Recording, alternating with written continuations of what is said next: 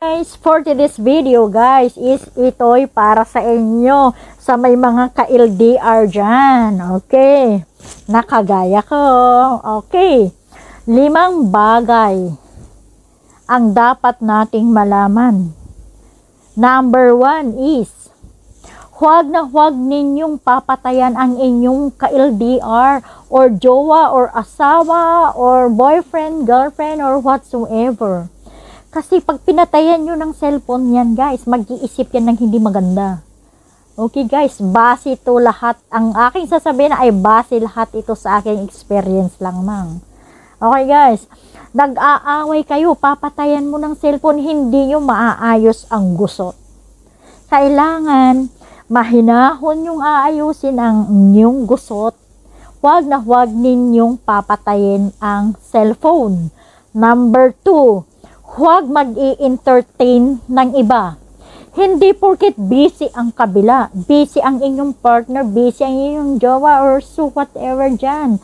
Huwag kayong mag-i-entertain ng iba.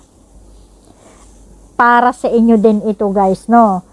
Kasi pag mag-i-entertain kayo ng iba, mawawalan kayo ng focus sa inyong asawa, sa inyong jowa, girlfriend, boyfriend. Okay guys?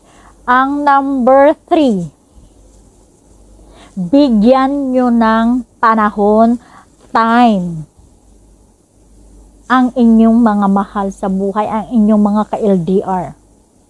Pag-usapan nyo ng maayos na ganito kayo tatawag, makakapag-usap tayo, ganito kayo mag-chat, ganito kasi may trabaho ako, ganon, whatsoever. Bigyan nyo ng time management. Okay? Number 4 is lagi kayong mag-update. Okay guys, no? Para hindi sila magtampo. Hindi magtampo ang bawat isa. Kailangan nag-update kayo every day. Kahit i-chat nyo lang siya. O, kumusta? Anong ginagawa mo? Kumusta ka na dyan? Okay lang ba? Ganyan guys, no? Update is the best. Nararamdaman yan nila guys na mahalaga sila sa'yo. Mahalaga ka sa kanila. Just because updation is there. Okay? Okay, ang number 5 is kailangan ng understanding. Kailangan may pagkakaintindihan at pagkakaunawaan kayo lagi. Magbigayan kayo guys. Okay?